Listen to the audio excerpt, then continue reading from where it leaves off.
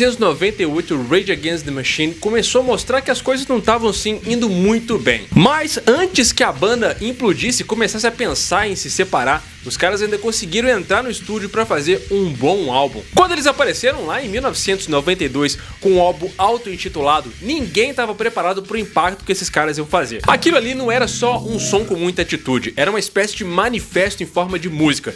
Só que mesmo com tanto barulho, né, aquele barulho todo que eles fizeram, o próximo disco demorou 4 anos para acontecer. E quando Evil Empire saiu em 1996, nem todo mundo abraçou lá do mesmo jeito como foi no primeiro disco. O primeiro álbum era mais ousado, diferente, mas assim, não pegou todo mundo do mesmo jeito como o primeiro disco fez. Depois da tour desse álbum, os integrantes do Rage Against the Machine resolveram dar um tempo e cada um resolveu ir cuidar da sua própria vida. A banda estava prestes a explodir e cada um foi para um canto fazer a sua própria parada. Quando o Rage Against the Machine voltou lá em 1999, parecia que o jogo tinha mudado.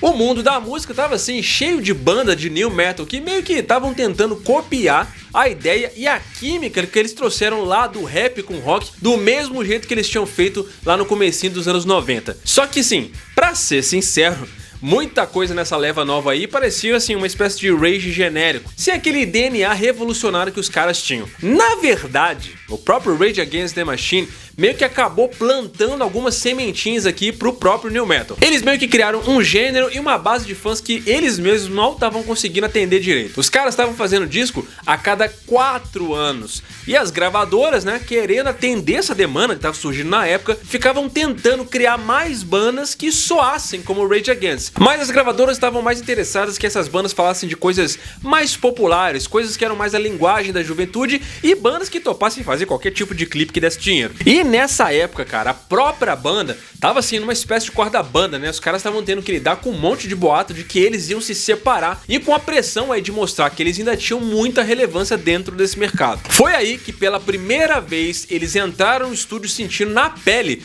o peso de ter que provar alguma coisa pro mercado. O resultado disso foi o The Battle of Los Angeles, um álbum que não só calou a boca dos críticos, como também consolidou o Rage Against the Machine como uma banda gigante.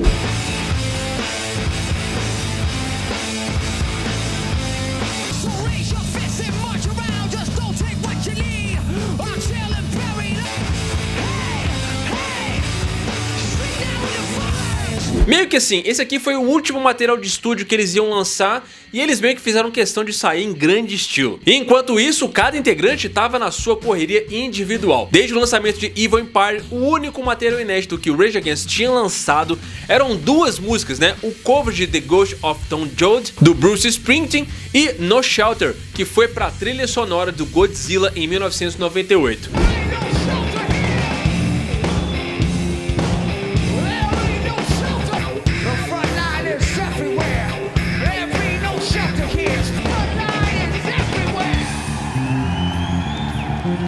E aí acontece que essa pausa criativa meio que só alimentou ainda mais os rumores de que a banda tava pra se separar e realmente acabar. Foi nesse cenário aí meio incerto que eles resolveram voltar pro estúdio em setembro de 1998 com Brendan O'Brien como produtor.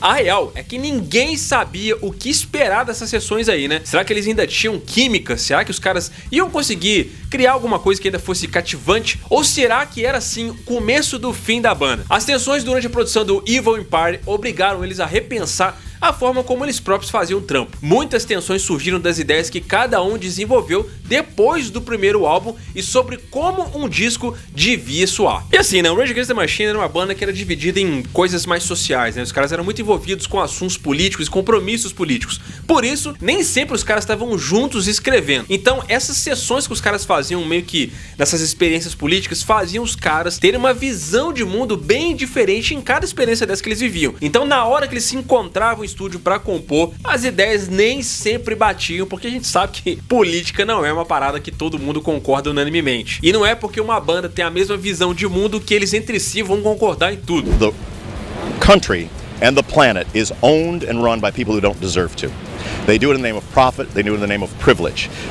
They do it at the expense of human rights and at the expense of environmental rights. What you're seeing in the currently 1,300 cities, towns, and hamlets across the world that are being occupied is people across the spectrum who do not feel represented by their corporate masters. Por conta desses compromissos aí, os caras voltavam com um monte de visão diferente. Esse choque aí de perspectiva pegava especialmente no Zack de la Rocha, que estava assim numa fase de querer ser mais reconhecido como parte essencial da construção do som do Rage Against the Machine. Ele achava que o trabalho dele como compositor era muito subestimado e, para evitar mais conflitos, ele decidiu meio que se afastar um pouco do processo musical logo nesse novo álbum. A ideia era meio que deixar o Tom Morello, o Tim Comfort e o Brad Wilk cuidarem das composições enquanto ele aí ia se dedicar às letras. E isso aí acabou que funcionou até muito melhor do que as pessoas esperavam, tá? O Tom Morello disse que a banda tinha conseguido se unir de um jeito assim mais coeso, tanto como amigos quanto como músicos. Ele ainda disse que aquele álbum era muito superior aos dois anteriores e que eles mal podiam esperar para lançar as novas músicas. Apesar deles terem terminado o disco no fim de 1998, o Rage Against the Machine só lançou The Battle of Los Angeles mais de um ano depois, em novembro de 1999. Esse intervalo aí não foi nada tranquilo. O clima de incerteza sobre o futuro da banda só tava aumentando. E os fãs, que já estavam assim mais preocupados na época, começaram a ficar com medo de que aquele estado delicado não ia aguentar por mais muito tempo. Mas, felizmente, o Rage Against não ficou parado. Durante esse tempo aí, eles mostraram que ainda tinham muita lenha para queimar no palco. O show deles no Woodstock de 1999 provou que a energia deles ainda estava lá. Depois, eles voltaram para um show no Reino Unido, que foi épico, no Astoria de Londres, em setembro de 1999. O show terminou com o Zack de la Rocha puxando uma fã pro palco durante Killing the Name.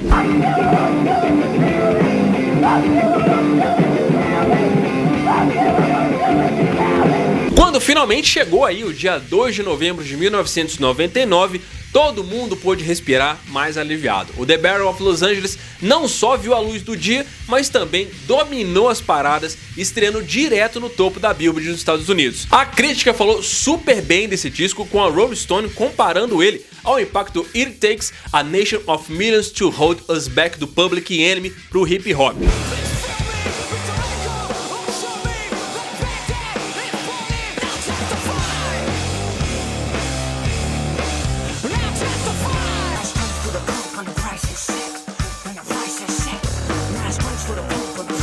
O The Battle of Los Angeles é um álbum que, mesmo 25 anos depois do seu lançamento, ainda soa extremamente moderno, né? Assim como todo o material do Rage Against the Machine, ele não mostra envelhecimento. A guitarra do Tom Morello continua com muita personalidade e com um estilo único. O baixo tem o groove certo ali em Testify, a construção tensa e explosiva de Born of a Broke Man, a experimental The Count Like a Bomb e, claro, hinos como Guerrilla Radio e Sleep Now in the Fire. Essas músicas aí fazem desse disco um grande clássico da música. Esse disco se mantém como uma vitrine perfeita do motivo pelo qual o legado do Rage Against the Machine tá aí até hoje, enquanto muitas bandas de new metal de segunda geração foram, em grande parte, sumindo. O próprio Zack de la Rocha já tinha meio que previsto isso, né? Ele dizia que para cada Nirvana tinha cerca de 10 ou 15 bandas esquecíveis. E como o Rage Against the Machine teve algumas bandas assim não tão boas. Ele sabia que a banda dele tava num outro nível e a resposta pro álbum foi a prova disso.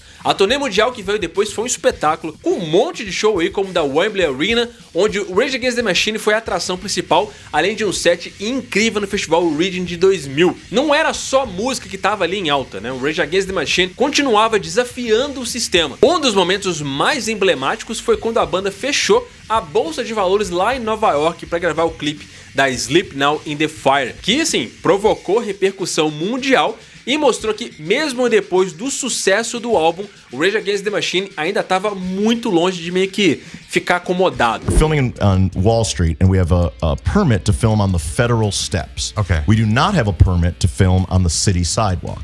You're kidding me. So we're rocking on the steps, and as for listeners who may not know, when bands are making music videos, they're not really playing. Right. There's playback happening. It's like a CD or something, and you're miming along. Just so that's important later. So we're playing on the federal steps, and Michael gives one direction to the band. He says, "No matter what happens, don't stop playing. No matter what." So I'm like, that's easy to remember. So we go down on the sidewalk. As soon as we're down on the sidewalk, a New York City police officer comes up and he says, "You can't play on the sidewalk, you gotta get back on the stairs." And I'm like, well, thinking to myself, Mike's my director today, you're not the boss of me. So he's like, "Get back on the steps, right now, back on the steps, everybody on the steps." Now he's pissed. The vein comes, cop vein. Yeah. I'm clearly defying him, and we are playing when he's saying not to play, and so he reaches down and he unplugs my guitar. And of course, the music does not stop. That's fantastic. And he recoils with a slow horror of someone who's like in the presence of a warlock. Infelizmente, apesar disso tudo, a união da banda começou a desmoronar. Depois de um incidente bizarro no MTV Music Awards de 2000, onde o baixista Tim Comfort, desobedecendo aí os conselhos de seus amigos, o Tom Morello e o próprio Zack de la Rocha, resolveu escalar o andame e não quis descer, o de la Rocha acabou anunciando a saída dele. No show do VMA, o Tim Comfort ficou assim, meio que revoltado e resolveu escalar a estrutura do palco, né? E ele fez isso porque estava indignado pelo fato do Limp Bizkit ter ganho o prêmio de banda de rock do ano. A segurança teve que tirar ele do Radio City Music Hall e essa treta aí pode meio que ter influenciado na decisão do Zack de la Rocha de sair. And Kid Rock had a couple of good ideas as to how to get him down. I just want to know, is it for world peace? Is it for world poverty? What are we fighting for? Kick it! My reasons were my personal reasons. Totally personal politics. Tim C. spent one night in jail, pleaded guilty to disorderly conduct, and was released on time served. Menos de um ano depois do lançamento do The Battle of Los Angeles, ele disse pra imprensa que não estava conseguindo mais tomar decisões junto com o resto do Rage Against the Machine. Segundo ele, a falta de sintonia estava acabando o que a banda representava, tanto na política quanto na arte. E apesar disso, ele falou que estava super orgulhoso do que eles fizeram como músicos e como ativistas e agradeceu a todo mundo que apoiou a banda até ali. Ele disse que sentia que naquele momento era necessário deixar o Rage Against the Machine porque o processo de tomada de decisão tinha falhado. Ele disse que esse processo não estava mais atendendo às aspirações de todos os quatro como uma banda e da perspectiva dele, isso aí tinha meio que minado o ideal artístico e político deles. Talvez esse fim aí fosse inevitável, né? Mas isso aí não faz a perda ser menos significativa pro mundo da música. A gente sabe que os caras depois ainda fizeram um breve retorno aí antes de definitivamente parar com a banda, mas a parada do Rage Against the Machine, cara, é de fato